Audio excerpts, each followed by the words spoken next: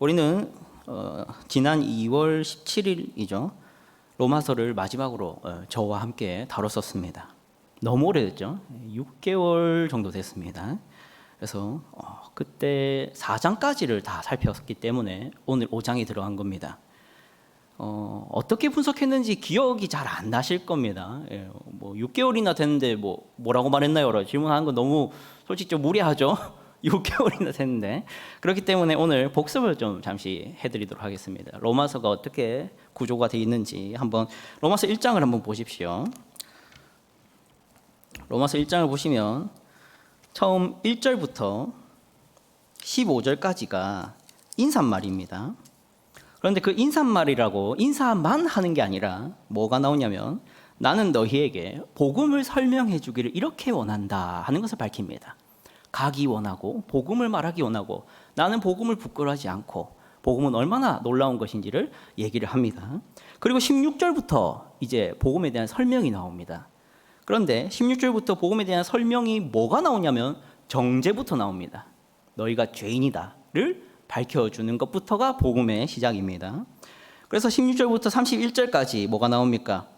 복음 첫 번째, 이방인들에 대한 이야기를 합니다. 이방인들, 너희가 율법을 나는 못 받았으니까, 나는 애초에 하나님의 기준을 몰랐으니까 핑계대지 마라, 이 얘기입니다. 그럴 수 있지 않습니까? 율법을 안 받았는데 하나님의 뜻을 몰랐으면 그래도 좀 죄인이라고 말하지 않아도 되지 않을까 하는 핑계가 있을 수 있지 않습니까? 그래서 바울은 핑계대지 마라, 너희 양심이 너희를 고발한다, 너희는 죄인이다. 이거 1장 끝입니다. 그리고 2장에 뭐가 나옵니까? 두 번째로 이방인들 했으니까 이제 누가 나와야 됩니까? 유대인들 나와야겠죠. 유대인들 너희 잘 들어라, 율법을 받았다고 의인이라고 생각하지 마라, 이 얘기입니다. 유대인들 너희 율법 받았지? 그래, 좋다. 근데 너희 그거 안 지켰잖아. 그러므로 너희는 마찬가지로 죄인이야. 이게 2장입니다. 그렇죠?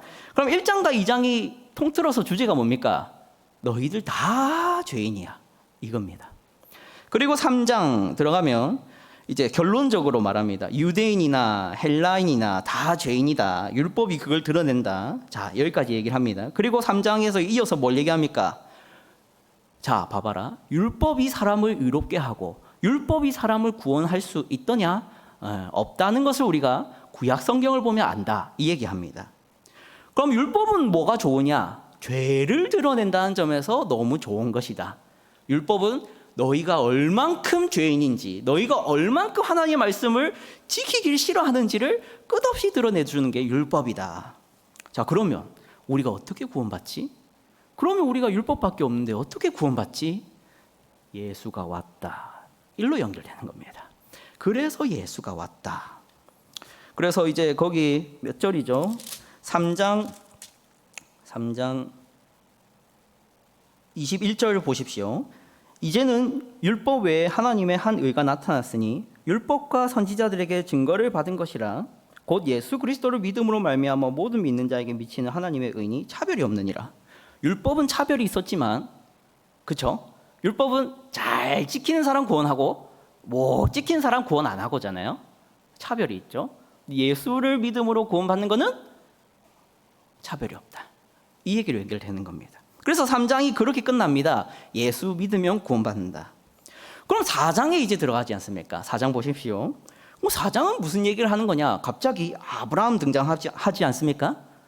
아브라함 등장하고 할례에 대한 이야기 등장하고 상속자 이삭에 대한 이야기가 나옵니다. 그렇죠?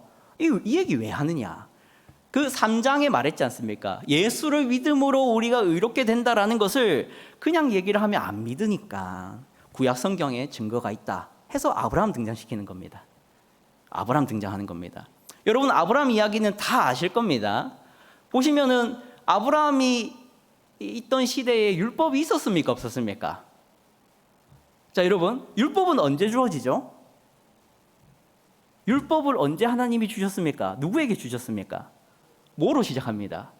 모세죠? 그러면 아브라함의 자손입니까? 아브라함 이전 사람입니까? 아브라함 이전 사람인가요? 아브라함 이후 사람인가요? 이후 사람이죠. 그럼 아브라함 때는 율법이 있었습니까? 없었습니까? 없었죠? 그럼 이삭은 율법으로 낳은 아이입니까? 믿음으로 낳은 아이입니까? 믿음으로 낳았었죠. 아브라함의 자손이 되는 것은 믿음에 있지 율법에 있지 않았다, 이 얘기입니다. 그렇죠. 아브라함이 하나님의 약속을 믿음에 이를 그의 의로 여기셨더라라고 창세기에 나옵니다. 그러니까 애초부터 하나님은 믿음으로 의롭게 하려고 했다는 겁니다. 율법 왜 주셨냐? 너희 죄인인 거 드러내려고. 이게 4장입니다. 여기까지 정리되셨죠? 그리고 이제 5장에 들어가는 겁니다. 자, 그럼 5장 보십시오. 5장 1절에 어떻게 시작합니까? 그러므로로 시작합니다. 그러므로가 어떤 기능을 가지냐면 앞에 이야기를 이어서 하는 기능을 가집니다. 그래서 우리가 4장까지를 보면은 모두가 죄인이다, 율법으로는 구원을 받을 수 없다, 그러니까 예수 그리스도를 믿음으로 우리가 의롭다함을 받는 줄을 이제는 안다, 이렇게 정리가 됐지 않습니까? 자, 그런데 이제 5장 들어가서 그러므로로 넘어갑니다. 그럼 자, 5장에서 하는 얘기가 뭘까? 이게 궁금한 거죠. 우리가 만약 1, 2, 3, 4장을 전혀 무시하고 5장만 읽었더라면 5장을 그냥 한번 보십시오. 5장 보면은 의롭다 하실 화평을 누리자, 1절에 화평을 누리자, 2절에 보시면 즐거워하느니라, 3절에 보면 환난 중에도 즐거워하고, 환난은 인내를, 인내는 연단을, 연단은 소망을 이루는 줄 알미로다, 뭐 이렇게 계속 진행이 되는 것만 보면 어떻습니까? 아, 내가 어떻게 살아야겠구나. 나는 환난이 와도 연단되어야 되고, 연단은 인내를 이루는 줄 알고, 반대로인가요? 예, 환난은 인내는 연단이 되는 줄 알고, 나는 결국 그렇게 해서 소망을 이룰 것이다 하는 어떤 뭐라 해야 될까요?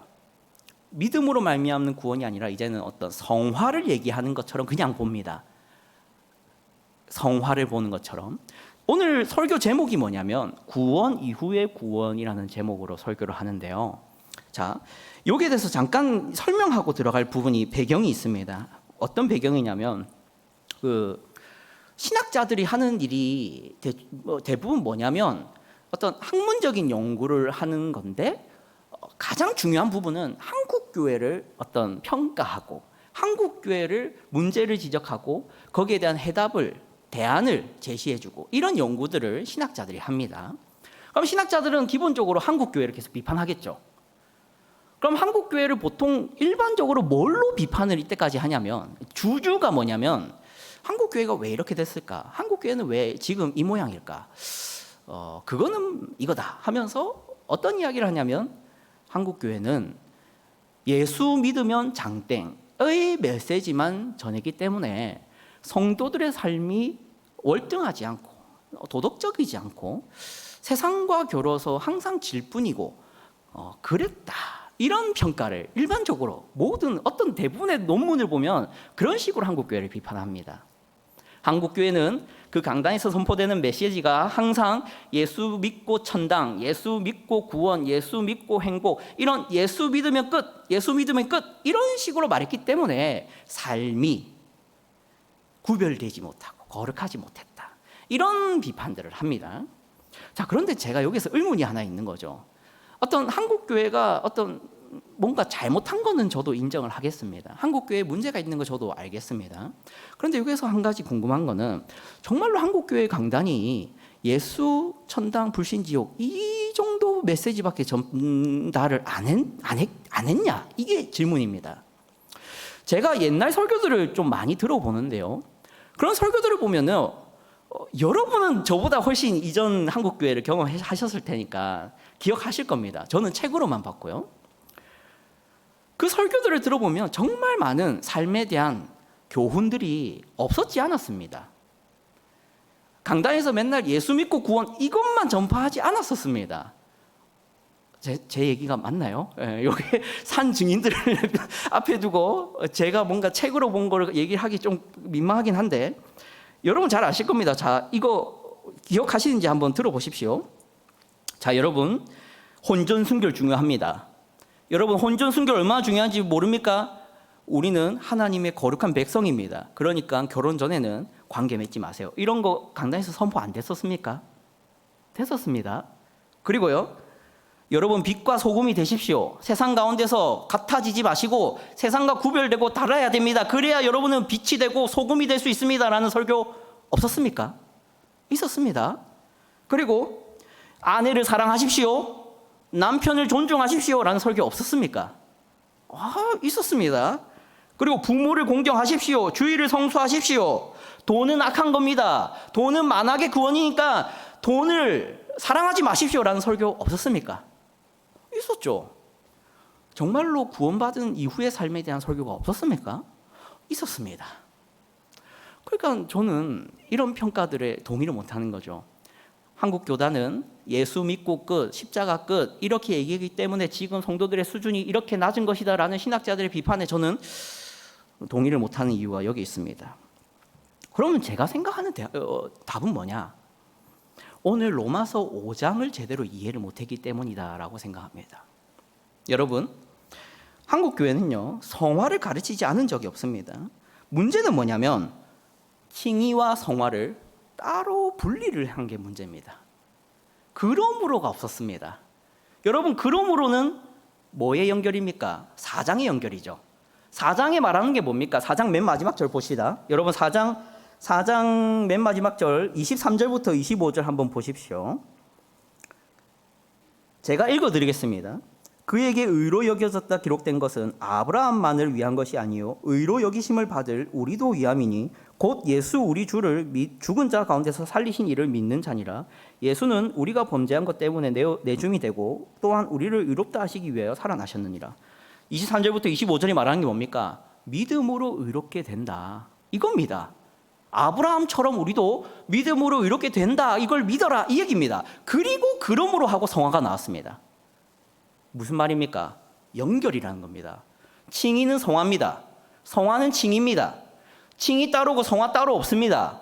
칭의 받은 자는 반드시 성화되는 겁니다. 성화되는 자는 반드시 칭의를 받은 겁니다. 이거를 분리를 시켜 이해한 게 원인입니다.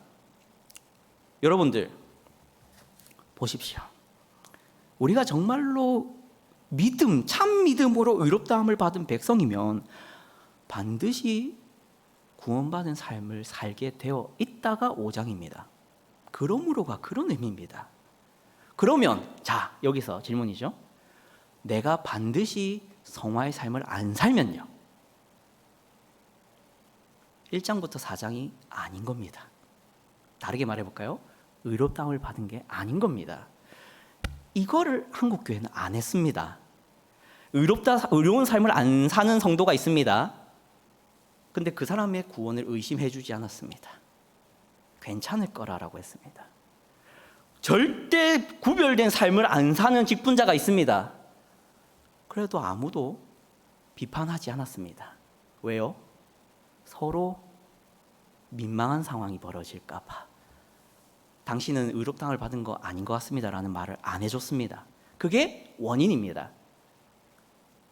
이해되시겠습니까? 칭의와 성화가 단절돼서 분리돼서 사람들에게 여겨졌기 때문입니다. 성화를 말하지 않은 게 아니라 성화의 삶을 왜 못 사는가에 대한 원인이 잘못됐습니다. 성화의 삶을 누가 못 사느냐? 의롭다함을 안 받았으니까 못 사는 거였는데 성화의 삶을 얘기를 안 해줬으니까 못 살았다라고 사람들이 넘겨 짚었습니다. 그래서 한국 교회가 어떻게 됐습니까? 의롭다함을 받지 않은 사람임에도 불구하고 전혀 시험받지 않고 전혀 분별받지 않고 전혀 점검받지 않고 전혀 증명받지 않은 성도들이 직분자가 돼서 교회를 채워갔습니다. 그럼 어떻게 될까요? 교회가 성경의 원리가 아니라 세속의 원리로 돌아가기 시작합니다. 그러니 지금의 한국 교회가 됐었습니다. 그리고 코로나가 터지자 싹 나가는 겁니다. 제가 너무 위험한 얘기를 했는지 모르겠습니다. 그러나 여러분, 이곳에 있는 여러분이 가짜다 이 얘기하는 거 아니잖아요. 저는요, 우리 성경이 분명히 오늘 말합니다. 의롭다함을 받았으면 그러므로 5장입니다. 여러분 이제 5장 보겠습니다. 우리 5장 1절과 2절을 보십시오. 1절과 2절에 바로 뭐가 나오냐면 너희가 이제 의롭다함을 받은 그리스도인이면 세 가지의 결과를 나타내야 된다. 바로 시금석이 나옵니다. 첫 번째가 뭡니까? 1절 보십시오. 우리 주 예수 그리스도로 말미암아 하나님과 화평을 누리자. 어떤 사람이면, 너 의롭다함을 받은 사람이면, 시금석입니다. 하나님과 화평하지 않은 자는 어떤 사람입니까? 믿음으로 의롭다함을 안 받은 사람입니다. 화평함을 누리는 사람이면 어떤 사람입니까? 믿음으로 의롭다함을 받은 사람만 가능합니다. 시금석입니다. 두 번째 보십시오. 2절입니다. 또한 그로 말미암아 우리가 믿음으로 서 있는 이 은혜에 들어감을 얻었으며. 믿음으로 의롭다함을 받은 사람은 반드시 은혜에 들어가야 됩니다. 은혜 속에 있어야 됩니다. 이 말이 추상적이라서 이해가 번뜩 안 될 겁니다. 은혜에 들어갔다는 게 뭡니까? 이전까지는 율법의 원리로 살았다면 이제는 은혜의 원리로 산다는 겁니다. 원리입니다. 은혜의 원리가 뭡니까? 자격이 없는 자가 존중이 여김받고, 악한 자가 용서받고, 내가 화가 나는데 웃어주고, 전혀 이에는 이, 눈에는 눈이 아닌 원리, 은혜에 들어간 자의 원리입니다. 은혜에 안 들어간 자의 원리는 무엇인지 아시죠? 이에는 이, 눈에는 눈입니다. 악한 자는 벌받고, 선한 자는 존중이 여김받고, 잘하는 자는 칭찬받고, 못하는 자는 업신여겨지고, 이게 은혜 밖에 있는 자죠. 세 번째, 어떤 결과가 있어야 됩니까? 2절 마지막이죠. 하나님의 영광을 바라고 즐거워하느니라. 믿음으로 말미암아 의롭게 된 자는 반드시 즐거워해야 됩니다. 뭘 즐거워해야 됩니까? 하나님의 영광을 즐거워할 줄 알아야 됩니다. 이 세 가지가 이신칭이 믿음으로 의롭다함을 받은 자의 반드시 있어야 할 세 가지 결과입니다. 이런 결과를 사람들이 안 살펴봤습니다. 나에게 정말 이게 있는지, 이분에게 그게 있는지, 저분에게 이게 있어서 직분자를 줘야 되는지를 안 봤다고요. 그래서 아닌 사람들이 차지를 했다고요. 그게 원인이지 성화를 얘기하지 않아서가 아닙니다. 자, 여러분, 그러면 오늘 이 세 가지를 다 살펴보기는 어렵습니다. 그래서 한 가지만 먼저 살펴보도록 하겠습니다. 오늘은 1절에 나오는 우리 주 예수 그리스도로 말미암아 화평을 누리자만 살펴보도록 하겠습니다. 우리 주 예수 그리스도로 말미암아 화평을 누리자에서 화평을 누리자를 살피기 이전에 우리는 잠깐 우리 주 예수 그리스도로 말미암아라는 문장에 대해서도 생각을 해봤으면 좋겠습니다. 자, 여러분, 1절과 2절을 잠시 보십시오. 예수 그리스도로 말미암아라는 이 표현이 2절에서도 나오죠. 2절이 어떻게 나옵니까? 줄여서 나옵니다. 그로 말미암아로 나옵니다. 11절 보십시오. 11절에 그뿐 아니라 이제 우리로 화목하게 하신 우리 주 예수 그리스도로 말미암아가 또 나옵니다. 자, 여러분, 이것을 통해서 우리가 바로 적용해 볼 수 있는 신앙의 바른 태도가 있습니다. 그게 뭡니까? 습관이 될 정도로, 습관이 되고 어떤 지루함이 느껴질 정도로 반복하는 문장이 있어야 된다는 겁니다. 그게 뭡니까? 예수 그리스도로 말미암아입니다. 여러분, 그리스도인은요, 구원을 받은 이후를 삽니다. 그래서 오늘 5장은 제가 지금까지 계속 얘기했다시피 구원을 받은 사람이 이제 어떻게 살아야 되냐, 믿음으로 의롭게 된 사람이 무엇으로 살아야 되냐, 이 얘기를 하고 있다 했습니다. 근데 그 사람의 가장 기본적인, 가장 습관적인 태도가 뭐냐면 예수로 말미암아라는 말을 빼지 않고 한다는 겁니다. 이것은 우리에게 어떻게 적용해 볼 수 있습니까? 자, 여러분, 우리는 말입니다, 많은 그리스도인들이 예수 때문에 내가 구원받았다는 사실을 잊어버리는 분들이 좀 많은 것을 보게 됩니다. 나는 예수 덕분에, 나는 예수님으로 말미암아, 나는 예수 그리스도의 공로 덕분에, 나는 그리스도의 은혜 덕분에 삽니다라는 얘기를 점점 안 하게 되기 시작합니다. 그것은 의롭다함을 받은 사람다운 태도는 아닙니다. 오늘 바울이 그걸 보여주고 있습니다. 자, 여러분, 왜 사람들은 그리스도로 말미암아라는 것을 잊어버릴까요? 저는 그 이유가 아주 슬픈 이유지만, 아주 절망스러운 이유지만 우리 모두가 아주 익숙하게 겪는 것이 있다 생각합니다. 그게 무엇이냐면,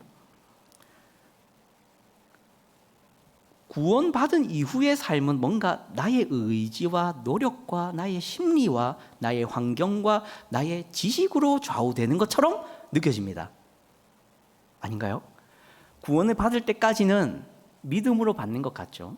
근데 구원을 받았다 생각한 이후에 뭔가 나의 신앙을 유지하고, 교회 생활을 유지하고, 성경 읽는 걸 유지하고, 기도 생활하는 걸 유지하는 것은 믿음으로 하는 것 같지가 않고, 나의 의지, 나의 건강, 나의 노력, 나의 관리, 나의 심리로 좌우되는 것 같습니다. 그렇죠? 교회 나갈 의지가 없으면 못 나가는 것 같잖아요.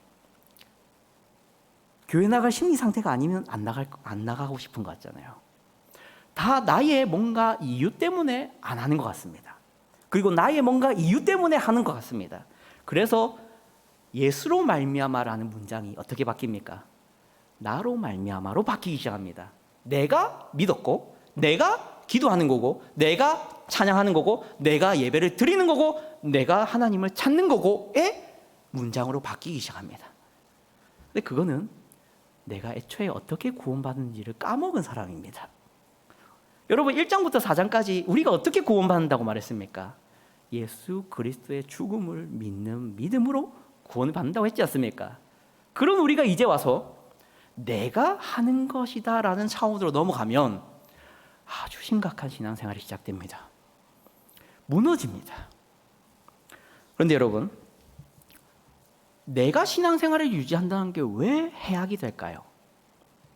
예수로 말미암아가 왜 좋고 왜 나로 말미암아가 우리에게 유익하지 않을까요? 그 이유는 오늘 본문에 바로 나옵니다. 바로 나옵니다. 여러분, 6절부터 한번 보십시오. 6절부터 다시 한번 보겠습니다. 6절부터 11절까지 한번 읽어보겠습니다. 제가 읽어드리겠습니다. 좀 기네요. 제가 읽겠습니다. 우리가 아직 연약할 때 기약대로 그리스도께서 경건하지 않은 자를 위하여 죽으셨도다. 의인을 위하여 죽는 자가 쉽지 않고 선인을 위하여 용감히 죽는 자가 혹 있거니와 우리가 아직 죄인 되었을 때 그리스도께서 우리를 위하여 죽으심으로 하나님께서 우리에 대한 자기의 사랑을 확증하셨느니라. 그러면 이제 우리가 그의 피로 말미암아 의롭다 하심을 받았으니 더욱 그로 말미암아 진노하심에서 구원을 받을 것이니 곧 우리가 원수 되었을 때 그의 아들의 죽으심으로 말미암아 하나님과 화목하게 되었은즉 즉 하나님 화목하게 된 자로서는 더욱 그의 살아나심으로 말미암아 구원을 받을 것이니라. 그뿐 아니라 이제 우리로 화목하게 하신 우리 주 예수 그리스도로 말미암아 하나님 안에서 또한 즐거워하느니라. 아멘. 이걸 언뜻 읽으면 잘 이해가 안 되는 본문입니다. 무슨 말하는지 잘 모릅니다. 근데 이 말을 제가 제 문장으로 바꿔드리겠습니다.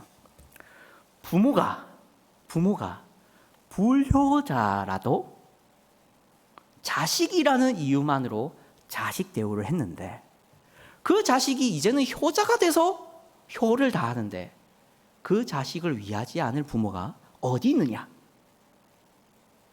이 말입니다. 이게 6절부터 11절입니다. 우리 예수님이 언제 죽으셨습니까? 우리가 의인일 때 죽었습니까? 우리가 죄인일 때 죽었습니다. 죄인일 때 우리는 하나님과 어떤 관계였습니까? 원수였습니다. 그때 우리 하나님은 아들을 주셨습니다. 그러면 이제 그 예수를 믿음으로 의인이 된 우리는 하물며 그의 죽으심과 부활로 의롭게 하지 않겠느냐라는 얘기를 하는 겁니다. 사랑하는 성도 여러분, 우리 예수님을 믿는 게 왜 좋으냐? 우리 예수님 덕분에 구원받는단 말이 왜 이리 좋으냐? 죄인일 때 우리를 사랑하신 겁니다. 그렇죠? 근데 우리는 어떻습니까? 우리는 죄인일 때 우리 자신을 사랑할 수 없었습니다. 그렇죠? 우리는 죄인일 때 우리 자신을 사랑할 수 없었습니다. 어떻게 사랑하지 못했습니까? 이게 죄인 줄 아는데 그 죄를 안 멈춥니다. 나는 이게 나를 망하게 하는 길인 걸 아는데 그걸 못 멈춥니다. 내 몸이, 내 영혼이 멸망을 향해 달려가는데 나는 저를 말린 적이 없습니다. 근데 우리 주님은요, 내가 멸망으로 가고 있을 때 우리 주님은 말리셨습니다. 왜 나로 말미암아가 안 좋고 예수로 말미암아가 왜 좋은지를 이렇게 정리가 되는 겁니다. 우리는 절대 우리 자신을 구원시킬 수 없습니다. 언젠간 우리는 우리 자신을 배반할 겁니다. 난 더 이상 신앙의 여정을 지속하지 못할 만큼 포기하고 싶을 때 우리는 포기할 겁니다. 근데 우리 예수님은 애초에 포기할 만할 때 구원하셨으니까 너희가 포기해야 될 때도 구원하실 수 있는 분이 예수지 않습니까? 그래서 예수로 말미암은 구원은 확실하고 나로 말미암은 구원은 불확실한 겁니다. 그래서 나로 말미암으로 가면 안 되는 겁니다. 제가 예전에 제 멘토 목사님, 지금은 은퇴하셨는데 그 목사님한테 한번 제가 어떤 신앙의 고민이 있어서 질문을 한 적이 있습니다. 그때 어떤 질문을 했냐면, 목사님, 제가 지금은 예수를 믿고 구원을 받았다라고 자신하지만 잠깐 다시 그 믿음이 흔들리고 구원의 확신이 떨어지고 정말 내가 구원받을 수 있을까라는 두려움이 오고 정말 나 같은 사람이 용서받을 수 있을까라는 어떤 절망이 옵니다. 이걸 어떻게 해야 될까요? 저는 어떻게 하면 구원의 확신을 얻을 수 있습니까? 라는 질문을 했었습니다. 그때 이 목사님의 어떤 대답이 아주 멋있게 대답하셨어요. 하늘을 봐, 나를 보지 말고 라고 대답했습니다. 저는 그걸 언뜻 듣고 무슨 말이지? 뭐 저렇게 그냥 간단하게 대답할 만한 대답인가? 뭐 좀 더 저는 신학적인 대답을 기대했던 것 같아요. 그런데 그 생각을 해보니까 이유를 알겠더라고요. 저는 저 자신에게 기대를 하고 있던 겁니다. 제가 잘해야 구원받고 제가 못하면 구원 못 받는 것이라고 좌지우지되는 신앙생활을 했던 겁니다. 나를 보고 있었던 거죠. 하늘을 본다는 게 뭡니까? 예수님의 죽음과 부활을 보라는 겁니다. 예수님은 내가 원수일 때 죽으셨고 하물며 내가 의인일 때는 나를 어떻게 대하겠느냐? 걱정 마라. 이게 신앙생활이다를 저한테 가르쳐 주셨습니다. 사랑하는 성도 여러분, 예수로 말미암아, 우리 주 예수 그리스도로 말미암아, 그로 말미암아라는 단어가, 이 문장이 여러분의 이제 구원받은 이후의 생애에 지속돼야 됩니다. 나로 말미암아로 돌아가지 마십시오. 그 순간 성화의 삶을 못 삽니다. 자, 이러한 분명한 신앙의 태도를 봤고요. 이제 두 번째로 이것만 살펴보고 마치도록 하겠습니다. 두 번째는 이제 하나님과의 화평입니다. 사랑하는 성도 여러분, 오늘 본문은 분명히 이신칭의 결과로 우리에게 뭐가 있어야 되냐? 하나님과 화평이 있어야 된다를 말하고 있습니다. 1절이었죠. 자, 그런데요, 하나님과 화평을 누리는 것, 이게 나쁜 것입니까? 좋은 것입니까? 좋은 것이죠. 화평 누리는 게 안 좋은 것일 리는 없습니다. 그렇다 보니까 우리는이 아닙니다. 예수 안 믿는 사람도 이거 좋아할 만한 얘기입니다. 화평이란 단어 안 좋은 거 아니지 않습니까? 좋은 겁니다. 그래서 굳이 예수 믿는 사람만 이거를 원하지는 않습니다. 화평 좋은 거죠. 자, 그런데 여러분, 예수를 믿음으로 구원받지 않은 사람과 예수를 믿음으로 구원받은 사람의 차이가 뭐냐면, 이 화평을 성경이 약속하는 화평으로 받고 싶어 하느냐, 아니면 성경과 상관없는 화평을 받고 싶어 하느냐로 갈립니다. 사랑하는 성도 여러분, 화평이 뭡니까? 화평. 뭐 다른 표현을 하면 뭐가 있겠습니까? 화평을. 우리가 좀 현대적으로 쓰는 용어들 있지 않습니까? 화평이 뭡니까? 평으로 시작합니다. 평화. 예, 평화죠. 여러분, 현대 가장 어떤 아름다운 표현, 아름다운 단어들 중에 몇 가지가 있는데, 그 중에 평화라는 단어는 정말 현대인들이 좋아하는 단어입니다. 평화 좋은 겁니다. 세계 평화. 또 뭐가 있겠습니까? 가정의 평화. 또 뭐가 있겠습니까? 직장의 평화. 원하지 않겠습니까? 또요, 뭐가 있겠습니까? 종교 평화. 있겠죠? 평화 좋은 거라고 많이 씁니다. 자, 그런데 여러분, 오늘 말씀을 보십시오. 오늘 말씀은 분명히 말합니다. 하나님과 화평을 누리자입니다. 이 말은 첫 번째, 부정적으로 말씀드리겠습니다. 첫 번째, 하나님을 떠나서 화평하자를 말하고 있는 게 아닙니다. 우리가 예수 그리스도를 믿음으로 말미암아 의롭다함을 받은 사람은 하나님과 화평케 됩니다. 그런데 문제는 뭐냐면 예수를 믿고 구원받았다는 사람이 하나님을 떠나서도 화평을 유지할 수 있을 것이라고 생각하면 안 됩니다. 그런데 우리는 예수를 떠나죠. 예수를 떠나서도 화평이 있을 줄 압니다. 하나님 곁을 떠나서도 그 화평이 유지될 거라 생각합니다. 그런데 오늘 본문이 분명히 뭐라 합니까? 하나님과 화평 누리자입니다. 하나님 곁에 있어야만 유지되는 것입니다. 하나님을 떠난 인생에게는 약속되지 않은 화평입니다. 그래서 우리가 예수를 믿은 이후에도 하나님을 떠난 인생을 살면 화평이 깨집니다. 그러므로 여러분이 구원을 받은 이후에도 그 화평이 유지되길 바란다면 하나님과 함께 해야 됩니다. 두 번째는 이것입니다. 하나님과의 화평을 말하는 거지 세상과의 화평을 말하는 게 아니라는 것입니다. 사랑하는 성도 여러분, 어떤 사람들은요, 예수를 믿고 구원을 받으면 이제 더 이상 세상에서 행복만 있을 것이라 생각합니다. 예수 안 믿는 사람과도 잘 지내고 예수 안 믿는 우리 가정의 가족들과 편안할 거라 생각합니다. 그리고 예수 안 믿는 나의 자식과도 잘 지낼 것이라 생각하고 예수 안 믿는 나의 직장 동료들과 잘 지낼 것이라 생각합니다. 예수 믿고 구원 받으면요. 근데 그게 아니죠. 오늘 말씀이 분명히 약속하는 것은 세상과 평화롭게 된다는 것이 아닙니다. 하나님과 화평을 약속할 뿐입니다. 그것을 착각하면 안 됩니다. 그리고 마지막 세 번째로 살펴볼 것이 있습니다.